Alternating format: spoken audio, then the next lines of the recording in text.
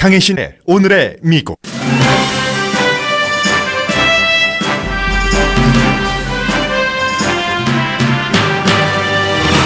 한국 국회 연설에서 트럼프 대통령이 정한 청중은 한국인과 김정은은 물론 세계였다는 게 미국 전문가들의 분석입니다. 미국을 과소평가하지도 시험하지도 말라면서 중국과 러시아를 압박했다는 지적입니다. 트럼프 대통령은 김정은을 리틀 락켓맨이라고 하지 않았지만 독재자 폭군이라고 말했습니다. 미국은 북한을 위해 좋은 미래를 제시할 준비를 했지만 그 문을 닫아버릴 수도 있다고 균형을 맞췄습니다. 트럼프 대통령의 북한에 대한 톤이 한국인이 두려워하지 않을 정도가 된 것은 이제 국가안보보좌관들의 말을 듣기 시작했다는 증거라고 전 국방부 대변인이 지적했습니다. 워싱턴 포스트는 한국인들이 트럼프 대통령 연설을 인상 깊게 들었다고 전했습니다. 오늘은 아메리카 퍼스트를 외치는 미국과 주변 국가를 다루는 데는 달인인 중국 지도자가 힘겨루기를 하는 날입니다. 미국 대통령은 중국 주석에게 북한의 오일 공급을 중단하라는 요청을 하고 중국 국가주석은 미국과 중국의 양대 슈퍼 파워 국가를 제시할 것으로 알려졌습니다. 미국에서는 어제 민주당조차 놀라고 공화당은 위협을 느끼는 선거 결과가 각 지역에서 나왔습니다. 두 군데 주지사와 각종 선거에서 민주당 후보가 휩쓸며 당선됐습니다. 정치 전문가들은 트럼프 대통령에 대한 강한 경고로 봅니다. 워싱턴주는 한인 공화당 주 상원 후보가 떨어질 것으로 예상돼 서부의 모든 주는 민주당이 주지사와 의회를 장악하게 될 것으로 보입니다. 어제 선거 당선자 가운데는 여성과 소수인종이 많았고 공개적으로 성전환을 밝힌 공직자도 탄생했습니다. 텍사스주 교회 총격 사건 용의자는 정신병원에서 탈출하고도 총기를 구입할 수 있었던 것으로 밝혀졌습니다. 여러분 안녕하십니까? 오늘의 미국 강혜신입니다. 저는 어제 트럼프 대통령의 연설을 2번이나 들었어요. 왠지 한국에서 하는 연설이기 때문에 한국 방송으로 연설을 봤습니다. 그랬더니 트럼프 대통령이 말하는 영어가 뒤에서 들리고 한국어로 이렇게 번역이 됐는데 처음에는 이제 그것이 좋게 들리다가 왠지 또 불편해지는 거예요. 그래서 나중에 이제 다시 2번을 듣게 됐는데 어쩜 2번 들었기 때문에 좀 더 놓칠 수 있는 것을 캐치업을 했는지도 모르겠습니다. 트럼프 대통령 어제 한국 국회에서 한 연설을 보니까 정말로 아메리카 퍼스트는 집에 두고 갔더군요. 백악관에 놔두고 그리고 불공정 무역이라든가 미국의 일자리 또 공동의 분담 돈에 있어서 이런 것도 얘기하지 않았고 전문가들이 많이 예상을 했었던 일본인 납치, 북한에 의한 이런 것도 말하지 않았습니다. 다만 이제 한미 동맹, 한국의 번영, 북한의 처참함, 또 북한에 대한 제시와 경고, 세계의 협조 등을 말했습니다. 핵을 포기한다면 좋고 안전한 미래를 미국이 다 좀 제안할 수 있다는 준비가 돼 있다고 그런 메시지를 김정은 북한 지도자에게 직접 제안하기도 했습니다. 여러분들께서 다 들으셨거나 아니면 보셨고 또 오늘 아침 뉴스를 통해서 그 내용들은 충분히 알고 계시기 때문에 제가 다는 전해드리지 않겠습니다. 다만 이제 분위기 처음부터 한 35분 정도 되는 흐름을 말씀드리자면 무역에 대해서는 맨 앞에 딱 한 부분 얘기를 했습니다. 청와대에서 아주 대접을 잘 받으면서 문재인 대통령과 군사협력과 무역관계 개선에 대해서 생산적인 논의를 했다. 한마디였습니다. 그리고는 얼마나 한국 전부터 아주 구체적인 예를 들어가면서 이제 한국이 공산화가 되지 않고 미국과 한국의 동맹, 한국의 번영 이런 정도를 얘기를 하면서 앞부분에서 완전히 딱 박아버리더군요. 본인은 힘에 의한 평화를 원한다. 하는 얘기였습니다. 이제 쭉 미국 지금 한반도 주변에 얼마나 많은 미국의 군사 장비 함대들이 있는가, 전투기가 있는가 이런 것을 얘기를 하고 전임 행정부와는 달리 지금 본인의 행정부에 들어서 굉장히 많은 군사 장비, 최첨단 아주 효력 있는 것들을 만들고 있다면서 힘에 의한 평화를 원한다고 했습니다.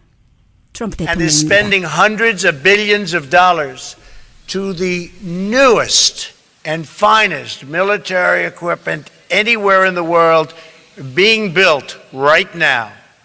I want peace through strength.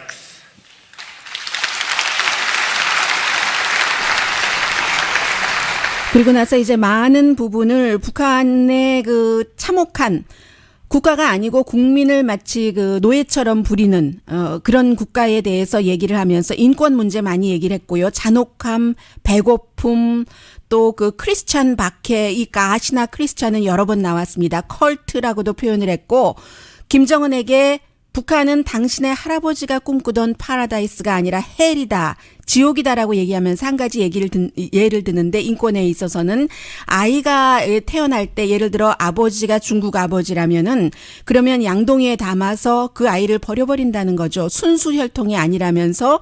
그렇다면 왜 중국은 북한을 도와야 한다고 생각하는가? 여기에서 이제 좀 얘기를 했고, 오토 원비어 얘기도 했지만 일본인 납치된 것에 대해서는 말하지 않았습니다. 그리고 본인의 행정부는 과거 행정부와는 다르다라고 얘기를 하면서 이것은 세계가 다 내 말을 들었으면 좋겠다라고 얘기를 하면서 오늘 한국일보에도 그 제목을 뽑았더군요. 두 가지를 얘기를 했죠. 미국을 과소평가하지 말고 또 미국을 테스트하지도 말아라. This is a very different administration than the United States has had in the past. Do not underestimate us and do not try us. We will defend our common security, our shared prosperity, and our sacred liberty. All the while. 네, 안보와 번영과 자유를 다 막을 수 있고 북한은 그 핵을 협박이나 공격으로 쓰지 말아라 허락하지 않는다. 그 갖고 있는 핵무기가 북한을 안전하게 해주지 않고 더욱 위험하게 해준다라고 얘기하면서 김정은 이름을 딱 한 번 언급했습니다. 북한의 완전한 비핵화가 되면은 그러면 북한이 그 좋은 미래로 가는 길을 열어줄 그 준비가 돼 있다, 미국이. 그러면서 이제 마지막 부분에 다시 얘기를 하죠. 중국이라든가 러시아, 그리고 모든 나라가 유엔의 결의안을 지켜서 북한과 외교, 무역, 기술 관계의 교류 이런 것들을 다 줄이거나 없애라라고 얘기하면서 북한을 향해서는 오래 기다리면 더 위험하고 옵션도 줄어든다고 얘기를 했습니다. 이게 어제 그 트럼프 대통령의 얘기였고 전혀 그 애드립 없이 그 텔레프롬프터를 보면서 한 그 연설이었습니다. 오늘 그 워싱턴 포스트는 김정은을 독재자 또 뭐라고 했죠? 제가 써놓고도 잘 모르겠습니다. 상악함, 폭군, 파시즘, 컬트 이런 단어들을 쭉 썼고 한국 사람들이 굉장히 한국의 번영과 북한의 어두움, 한국의 밝음 이런 것을 비유를 하고 한국 사람들이 얼마나 국가를 위해서 열심히 일했고 그 사이사이 미국이 도왔다라고 얘기를 하지는 않았지만 미국의 도움을 충분히 트럼프 대통령이 얘기를 했습니다. 그래서 한국 사람들이 굉장히 인상 깊게 트럼프 대통령의 연설을 들었는데 사실은 앞서 지적한 독재자에서부터 컬트까지의 단어를 리틀 락켓맨은 없었지만 그런 단어를 쓴 것은 악의 축이라고 했었던 조지 부시 전 대통령의 표현을 조금 더 좀 부드럽게 한 것이다. 이게 연세대학교에 지금 가 있는 존 델러리 교수의 얘기입니다. 관계 설정 기본적인 변화는 없다는 얘기예요. 아무튼 그럼에도 불구하고 이제 김정은이 지금까지 하고 있는 그 행위는 갓과 인간의 반하는 행위이지만 그래도 핵을 포기한다면 더 나은 미래를 미국이 줄 수도 있다는 얘기를 했습니다. 그리고 이제 전에 국방부 대변인이었던 존 컬비 씨가 오늘 미국 여러 채널에 인터뷰를 하고 있는데 우선 트럼프 대통령이 이 같은 연설을 한국에서 국회에서 하게 된 것은 굉장히 아주 격렬한 단어 같은 거 다 뺐잖아요.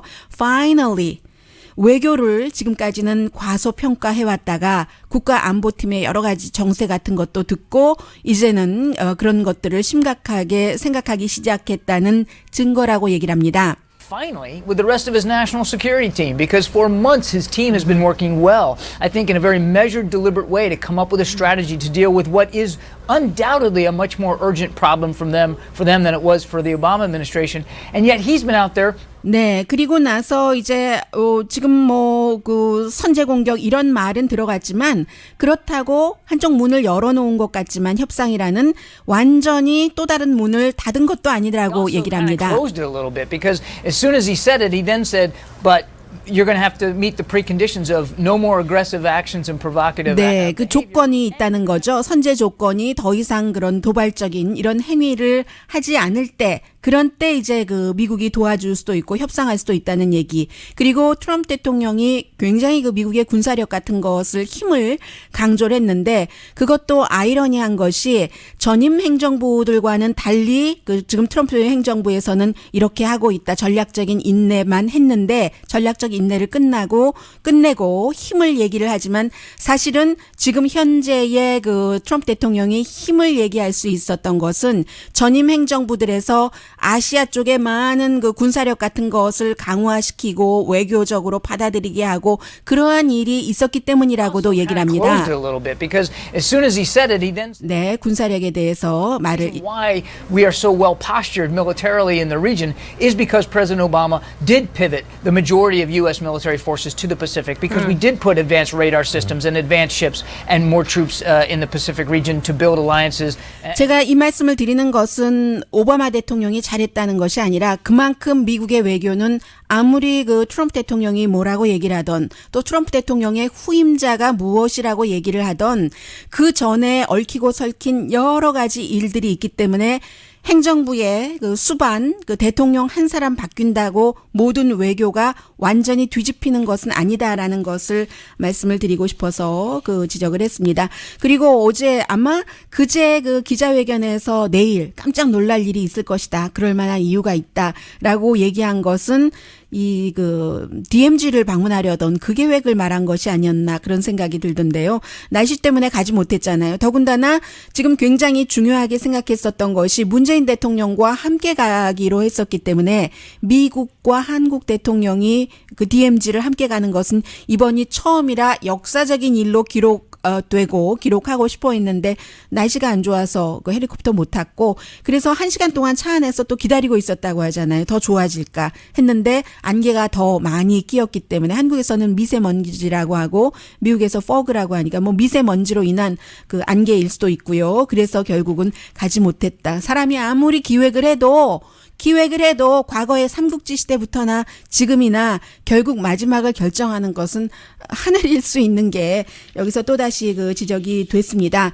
그래서 이제 한국 사람들이 그 워싱턴 포스트가 지적을 한 것처럼 어제 굉장히 그 인상적으로 트럼프 대통령의 얘기를 들었는데 여기까지는 이제 고맙고 좋고 과거의 공산화가 되지 않고 그래서 그 미국에 대해서 여러 가지를 생각을 하고 있는데 앞으로의 그 또 현재의 과거와 현재와 미래의 그 관계 설정이 필요한 시점이죠. 한국으로서는. 그래서 미국과 한국과의 관계가 균형이 있는가. 그리고 이제 한국도 경제적으로 얼만큼 대국이고 아시아에서 미국이 한국을 필요로 하는 부분이 있기 때문에 동등함을 얼마나 이제 또 찾아낼 것인가. 이게 지금 한국의 이슈일 것 같고요. 그리고 트럼프 대통령이 이렇게 한국에 가서 북한에 대해서 그 맹공격이라든가 거칠은 다듬어지지 않은 외교적으로 쓰이지 않는 말을 하지 않은 것 가운데 하나도 이게 결론적으로는 이 이슈에 있어서는 문재인 대통령이 할 말이 좀 많아진 거잖아요. 그동안 그 뭐 대화하는 것을 반대하고 거부하고 했었던 뭐 야당이라던가 문재인 대통령을 지지하지 않는 사람들에게 트럼프 대통령이 뭐 한국을 빼고 어떤 일을 하는 것도 없을 것이라고 하고 그 문재인 대통령처럼 이렇게 대화의 문을 연다고 하니까 이게 문재인 대통령에게는 조금 플러스가 됐다고 봅니다. 국정 운영을 하는 데 있어서요. 이 이슈에 있어서 그것은 아마 며칠 전에 한국과 중국이 어떠한 그 손에 손을 잡고 뭔가를 하겠다. 사드 이 문제도 일단 이제 두고 우리가 같이 좀 잘해보자, 화해해보자. 이런 것도 영향이 있지 않을까 그런 생각이 들고요. 그리고 또 하나는 제가 어제 처음에 이제 한국 텔레비전을 통해서 봤잖아요. 이렇게 현재와 미래의 관계를 설정을 하고 미국과 동등하게 받아낼 것을 받아내려면 미국을 많이 알아야지 되는데 어제 제가 한국 텔레비전을 보면서 조금 놀랐던 것 가운데 하나가 이제 세 사람이 진행을 했는데 한 사람은 진행자고 두 사람은 이제 전문가라고 해설위원이라고 이름이 붙어져 있었습니다.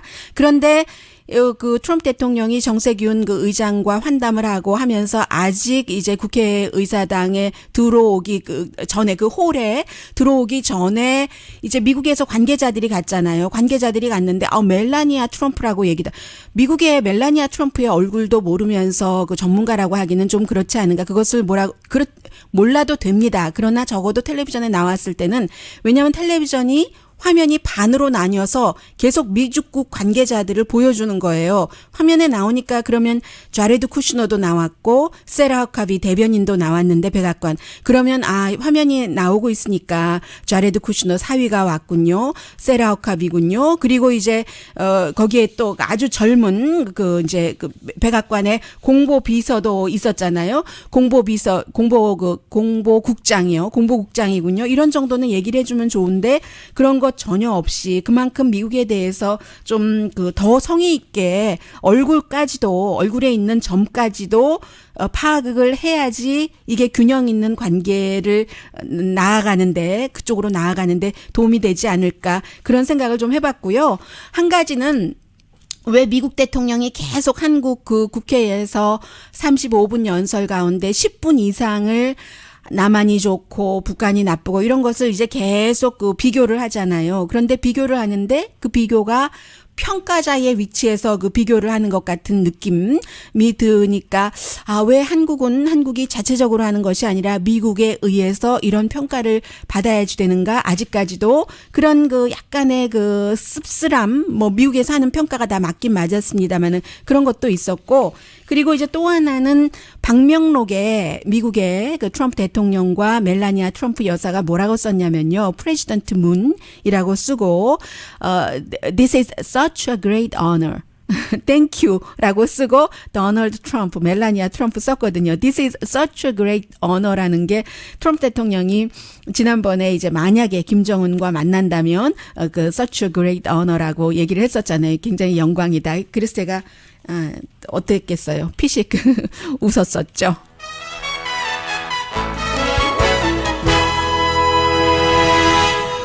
잠시 뒤에는 이게 너무너무 중요한 그 시점이기도 하고 사실은 이것은 우리가 살고 있는 현대의 현대사입니다. 최근에 이제 중국에서 공산당 대회가 있었고 처음 지금 시진핑 대통령과 오페라 어제 봤겠죠? 지금 텔레비전 화면에도 보이는데요. 중국이 좋아하는 빨간색 보이네요. 그 빨간색을 배경으로 온통 빨간데 미국 대통령 부부는 까만색을 입었고 VIP 자리에 앉아서 오페라 보고 하는 그런 것인데 오늘이 이제 정말로 중요한 일인데 이것은 미국과 중국과의 관계뿐만이 아니라 미국, 중국, 북한, 한국 그리고 세계의 흐름, 세계사의 재정립에 관한 것이라서 잠시 뒤에 전해드립니다. 라디오 서울 방송 오늘의 미국 듣고 계십니다. 네, 이제 어제 트럼프 대통령이 한국 국회에서 김정은 이름을 부르면서 그렇게 얘기를 했으니까 북한의 반응이 나와야지 되는데 아직까지는 뚜렷한 반응은 없고요. 그 사이에 이제 정말로 중요한 오늘 일정이 트럼프 대통령과 시진핑 중국 국가주석 사이에 있습니다. 힘의 다툼입니다. 사실 트럼프 대통령은 북한 문제에 있어서 중국의 도움이 필요하기 때문에 오일을 일시적으로라도 공급을 좀 북한에 끊어달라라는 요청을 할 것으로 알려졌는데 이게 중국이 들어주기가 쉽진 않은 거예요. 그리고 이제 당연히 무역 얘기를 하겠죠. 한국에서는 뒤에서 실무팀에서 했겠지만 그 일본에 가서 자동차 문제 얘기했던 것처럼 무역 얘기를 할 테고 테크놀로지 특히. 그런데 이것도 이 중국의 부외무상이 이미 그 무역 불균형 미국에선 얘기하는데 사실은 미국이 중국에 하이텍 수출 같은 것도 늘려야지 된다. 그리고 중국이 미국에 자유롭게 투자를 할 수 있도록 해줘야지 되고 중국 물건 수입도 막지 말아라. 오히려 이제 이렇게 같이 그 팽팽하게 나오고 있어요. 그래서 중국에 대해서는 스티브 배넌 지금도 전화 통화는 하고 백악관 수석 전략가에서는 내려갔지만 이런 사람은 대통령도 얘기를 했었고요. 중국이 경제에 있어서 미국을 강간한다고 얘기했잖아요. 그 캠페인하는 당시에. 지금은 그런 말은 안 합니다만. 그래서 또 트럼프 대통령의 지지층인 백인층도 일하는 사람들 그 층도 지금 중국에서 뭐 무엇을 해올까 기대를 하고 있고 그에 비해서 중국을 압박해야지 된다는 얘기예요. 그런데 대통령의 사위인 그 자레드 쿠슈너는 중국과 전략적 파트너십을 가져야지 된다 하고 뭐 제일 먼저 이 자레드 쿠슈너와 그의 부인인 그 이방카 트럼프가 지난번에 플로리다로 시진핑이 초대됐을 때도 다 그 여러 가지 주선을 했고 그리고 그참에 이미 중국은 하나 떼줬습니다. 이방카가 그렇게 하기 힘들어했었던 중국에서 그 자신의 핸드백 파는 것 스파 이런 것 그 특허권을 줬잖아요. 그동안 안 주다가 그리고 나서 트럼프 대통령도 중국에 대해서 그렇게 강하게 비난도 안 하고 지난주에 그 팍스뉴스에 그 루답과 그 인터뷰하는 것 보니까 아 지금 공산당 대회 이후에 그 시진핑을 킹이라고 부르기도 하더군요라고 하면서 별로 큰 비난은 안 하고 있고 중국 같은 경우는 그 트럼프 대통령이 그 전에 많이 그 중국에 대해서 모욕적인 그 얘기를 하고 했어도 뭐 황제의 전통 같은 게 있잖아요. 큰 나라에 황제라는 그 위치는 이제 그 적대적인 그 변방에 또 지역에 뭐 국경 뭐 이런 곳에 그런 그 부족들을 다 이렇게 다독이잖아요. 근데 중국 같은 경우는 그런 것을 완전히 그 원칙주의로 한다기보다는 뇌물 그리고 이제 살살 구스른다고 할까요? 구슬러서 적당히 뭐 선물도 주고 이렇게 다루는 걸 잘하잖아요. 지금 미국에 대해서 중국이 그런 것도 쓰고 있는 것이고 과거에도 그랬어요. 리처드 닉슨도 그 마오 만나고 나서 막 찬양하고 그때 대만이 놀랬고 그때 문을 연 것을 아주 미국을 위해서도 좋았다고 얘기를 하지만 그게 이제 일본이 너무 깜짝 놀라서 그 뒤에 아주 그 미국과 거리가 멀어졌었고 힘을 잃었었고 그래서 미국은 경제적으로 어떻게 해보자 하면서 뉴욕에 빌딩 사고 뭐 사고 투자했다가 나중에 다 망하고 이제 다시 아베 신조 일본 총리가 공을 들이는 거잖아요. 골프 치고 뭐 미국산 소고기 먹고 싶다고 하면 또 막 햄버거 버물려서 주고 뭐 여러 가지 말도 수모적인 것도 조금 당하고 하면서 사실은 친하기도 하고요. 더널드하고 아베 신조가 계속 그 퍼스트 네임 부르더라고요. 그러니까 편하니까 또 이 그 미국 대통령도 아니 뭐 다 자동차 더 미국에서 만들어야지 75% 만들면 됐죠. 미국에서 타고 있는 그 자동차의 일본 차의 75%는 북미에서 만들어지고 있는데 그러니까 트럼프 대통령도 이거 내가 좀 지나친 건가라고 얘기하고 뭐 농담 반 진담 반 이런 식으로 하면서 이 지금 일본이 미국과 관계를 막 좋게 하려고 하는데 또 중국에 가서 관계가 좋아지면은 아주 힘들어지는 거예요. 그러니까 지금 아시아에서는 경쟁하듯이 극빈의 극빈 대우를 하고 일본은 대통령의 딸 보좌관까지 극빈 대우를 하고 지나치다 싶게 목적이 있으니까 하는 것이죠. 중국은 극빈 플러스 대우를 한다고 하고 뭐 지금 그렇게 돼 있는 거예요. 자, 그리고 나서 중국 이 문제는 중국은 지금 그 시진핑이 2기에 들어가면서 중국의 오랫동안 그 리더들은 니네들이 알아서 우리를 따라와 존경하려면 존경해보고 이런 식으로 하고 또 그동안은 이제 그 시장 경제 개방을 하면서 안에서 추스리기가 힘들었잖아요. 그런데 시진핑은 부주석을 지냈고 주석을 한번 지냈고 또 일단 5년이 남아있고 그 이후도 많은 사람들은 의심을 합니다마는 그런 아주 그 트럼프보다 좋은 위치에서 아베 신조도 트럼프 대통령보단 좋죠. 내부에 지금 기류가. 그래서 중국 리더들이 전에는 그냥 안으로 있었는데 시진핑은 막 밖으로 나가잖아요. 미국이 안 하면 우리가 할게. 우리가 돈 댈게 막 이러고. 그래서 시진핑은 지금 오바마 행정부 때에도 이미 투탑으로 가자. 세계를 양대국이 이끌어가는 이것으로 가자라고 하는데 오바마 대통령은 그것을 완전하게 리젝트 했고요. 그래서 지금 미국의 많은 사람들이 리처드 닉슨이 마오쩌둥에게 했던 것처럼 시진핑에게 트럼프 대통령이 좋게 하면서 투탑 자리를 내주면 어떡하는가 염려하는 사람들이 굉장히 많다는 거죠. 그게 시진핑이 원하는 새로운 타입의 두 나라의 대단한 힘의 관계 이것을 동등하게 세계의 리더십을 공유해야지 된다는 것이고 트럼프 대통령은 어떤 부분에서는 우리 힘 같은 거 필요 없다. 아메리카 퍼스트다. 이런 얘기만 해서 몇 주일 전에 영국의 이코노미스트가 시진핑이 위대해서가 아니라 세계에서 가장 영향력 있는 리더다. 트럼프가 그것을 싫어하니까. 그래서 그러나 세계는 그 미국의 고립을 원치도 않고 또 시진핑의 독주를 원치도 않는다. 한 사람이 어떻게 14억 인구의 모든 것을 지금 당이 다 갖고 있는 거잖아요. 이번에 그 결과를 보면은. 그래서 이제 지금 이런 그 컨셉이 시진핑의 그 컨셉이다라고 얘기를 하고 있고 건설적인 파트너십을 만들기를 그 원한다. 미국 대통령이 선점했었던 것을 두 나라의 지도자가 대등한 관계에서 세계에서도 대등하게 이런 것을 하기를 원한다라고 얘기를 하고 있습니다. 그래서 시진핑에 대해서는 많은 사람들이 지금 그 67살 넘는 사람들도 없고 시진핑도 5년 뒤면은 나이가 많아서 더 이상 못한다고 얘기를 하지만 실제적으로는 그렇지 않습니다. 1진과 2진 뭐 25명이 있잖아요. 그 가운데서 아무도 그 다음번에 67살 되는 사람이 없어요. 가장 나이가 어린 사람이 50 몇 년생이던데요. 그러면 시진핑과 대등하게 나이에서도 또다시 겨룰 수가 있어서 시진핑이 또 할 수도 있다고 의심을 하는 것이고 그리고 이제 중요한 7명 가운데서는 자기 편이 한 사람밖에 없다고는 하지만 시진핑은 그 중요한 그 포지셔닝에 있는 7명이 아니라 이미 스몰 그룹을 운영을 하고 있기 때문에 그리고 역대 누구보다도 얼마나 많은 사람을 억압을 하고 류 시아보 같은 사람은 노벨 평화상을 감옥에서 받았는데 그때 저는 기억해요. 미국에서 미국 특파원들이 중국에 가서 류 시아보가 누군지 아느냐 이제 노벨 평화상을 그 몇 년 전에 받았었잖아요. 그리고 얼마 전에 중국에서 바깥에 암 걸렸는데 내보내주지 않아서 수술도 못 해보고 숨져버리고 말고 그리고 그가 숨진 뒤에는 그의 와이프를 어디다가 잡아다가 가뒀는지 지금 어디 있는지도 모르고 1분짜리 누가 감시하는 듯한 곳에서 촬영한 것 같은 비디오 하나 있고 이렇게 돼 있잖아요. 그런 시진핑이 과연 뭐 사회주의자다, 공산주의자다, 민주주의자다 이 주의를 떠나서 다른 사람의 생명과 자유를 완전히 억압하는 그런 시진핑이 굉장한 지도자다라고 꼭 말하기는 좀 힘들 것 같다는 게 미국과 영국이나 서방 세계에서 보는 것이고요.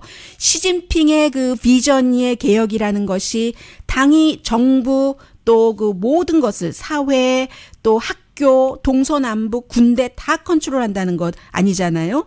그렇잖아요. 지난 5년 동안 모든 것을 다 부숴버렸고 적들을 다 해소시켜버렸어요. 그리고 이제 그 새로운 것을 짓는다 하고 집행할 때 뭐 걸림돌이 되면은 다 또 어떻게 해버린다는 것이고요.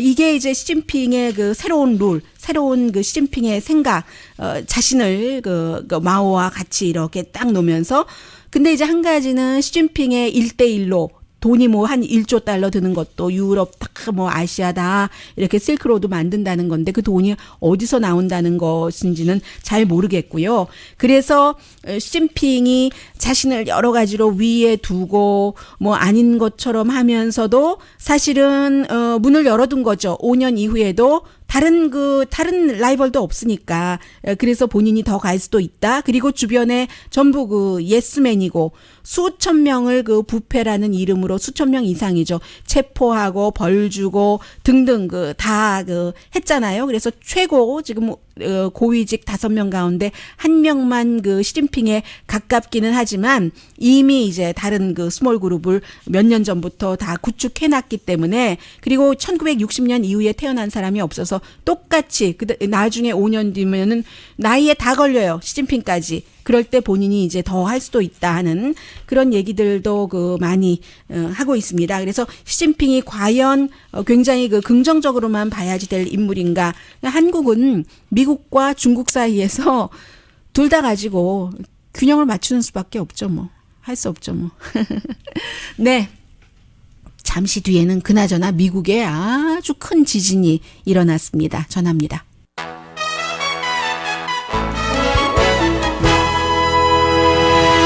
라디오 서울 방송 오늘의 미국 듣고 계십니다. 어제 미국에서 그 선거가 여러 곳에서 치러졌는데 아마 이 방송을 듣고 계시는 분들 가운데서 거의 모든 분들이 해당은 되지 않지만 미국을 읽는 데는 너무나 중요한 일이었습니다. 지금까지 몇 번의 선거에서는 아직까지 공화당이 다 이겼었어요. 그런데 지금 마치 민주당이 다시 태어난 것 같다. 제가 언론의 헤드라인을 읽어드리는 겁니다. 민주당 스스로도 놀랐다. 뭐 이런 식으로 얘기를 하고 있는데 가장 중요한 것은 트럼프 대통령에게 보내는 메시지다 하는 얘기인데 버지니아주는 지금까지 퍼플 스테이트라고 할까요? 그런 부분이 조금 있었는데 어쨌든 뭐 복잡한 말씀은 드리지 않겠습니다. 그런데 지금 주지사 선거에서 지금 현 부지사 민주당이 이겼고요. 뿐만이 아니라 또 그 부지사도 그 두 번째로 그 흑인 그 부지사예요. 그리고 검찰총장도 또 민주당이고 다 민주당입니다. 하원 의원, 주하원 의원 선거에서 14명의 하원이 새로 들어갔고 그 가운데 10명은 여성이고요. 그래서 사실은 이 주지사 선거에서 트럼프 대통령이 한국에서도 트윗으로 이제 선거 치러질 때쯤 돼서 이제 공화당 후보를 지지를 하는 트윗을 했거든요. 그런데 선거가 끝나고 그가 지자 트럼프 대통령이 트윗을 같은 날 한 트윗인데 시간차는 있지만 이렇게 얘기를 했어요. 이 후보가 나를 지지하지 않았기 때문에 또 나의 이슈와 가깝지 않기 때문에 졌다. 몇 시간 전에 이 후보에게 투표해달라고 트윗을 했거든요. 한국에서. 그런데 한국에서 지고 나니까 트럼프 대통령이 이렇게 트윗을 했습니다. 거기까지만 말씀드리겠습니다. 트럼프 아들은 또 어제가 선거인데 오늘 선거라고요. 내일 꼭 이 사람한테 투표해달라고 한 번도 아니고 두 번이나 했습니다. 그리고 또 한 사람은 그 민주당의 그 하원 의원 가운데서 첫 번째로 공개적으로 성전환한 주 하원 의원이 나왔는데 그것도 13선이나 한 현 그 보수적인 공화당 의원을 이겼습니다. 이 공화당 의원은 버지니아주에서 스스로 동성애 혐오주의자의 대표라고 얘기를 했었는데 유난히 보수예요.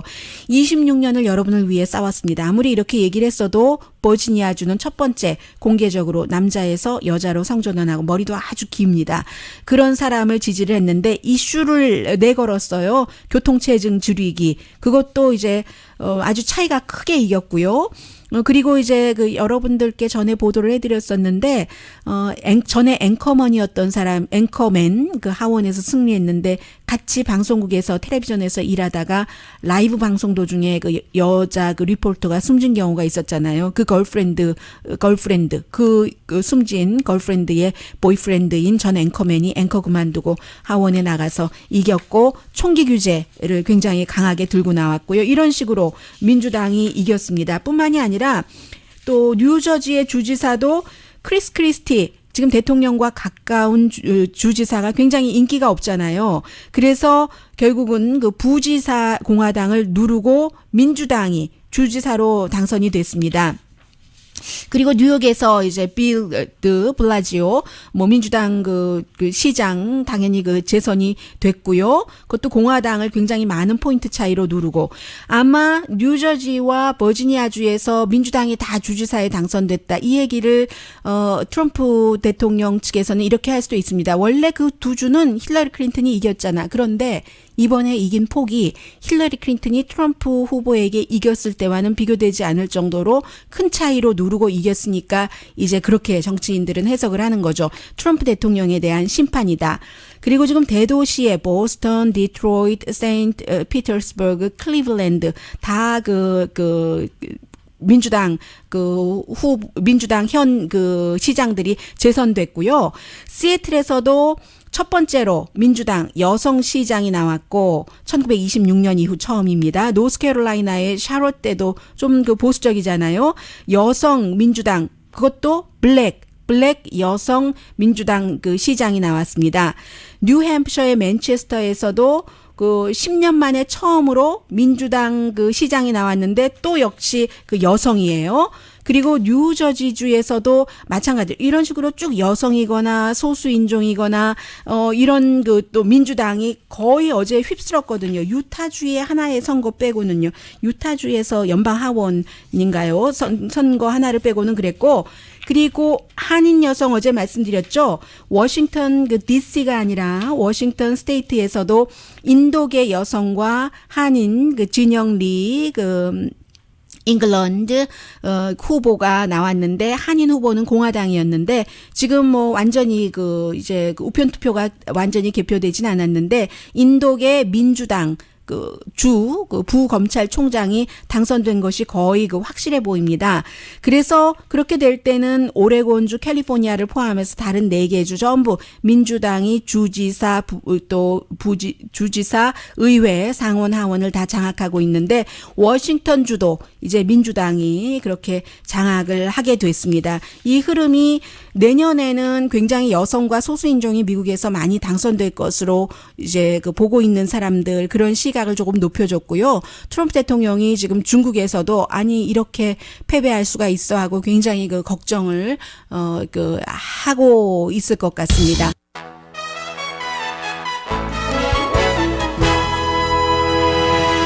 라디오 서울 방송 오늘의 미국 듣고 계십니다. 네, 그 텍사스 교회에서 총격 사건을 일으킨 그 용의자가 2012년도에 군구 슈퍼바이저를 협박하면서 총을 어떤 형태로 그 병원에 가지고 들어갔기 때문에 정신병원에 있다가 그 병원을 탈출을 했답니다.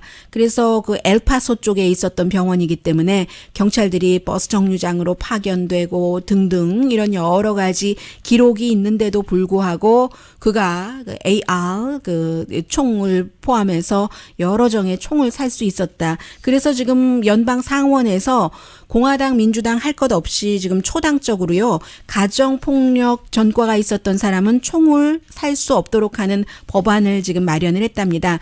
그리고 저는 원래 사람 이름 외우는 것에 익숙하지가 않아서 그래서도 이름을 잘 말씀드리지 않고 그리고 뭐 한국 방송에서 잘 외워지지도 않는 그 미국 이름을 일일이 다 말할 필요가 있을까 해서 이름을 많이 생략하는 편인데요. 어떤 때는 말해야지 될 때도 지금 텍사스에서는 이 용의자의 이름을 더 이상 부르지 않기로 그 결정을 했답니다. 관계기관에서 뭘 잘했다고 이름을 불러주나 하는 얘기라고 하고요.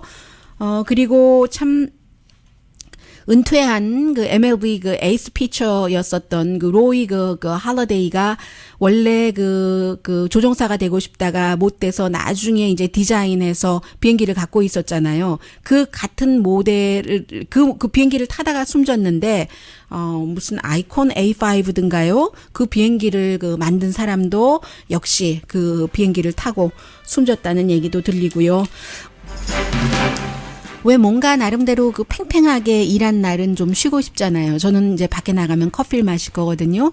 그런데 그 커피 전에 며칠 전에 청취자께서 이름도 밝히지 않고 그저 제가 빨리 뛰어나갔는데도 국화를 잔뜩 주고 가셨어요. 국화 향기부터 맡으려고 합니다. 이름도 모를 그 청취자분들 또 방송 들어주시는 모든 분들 고맙습니다. 강혜신이었습니다.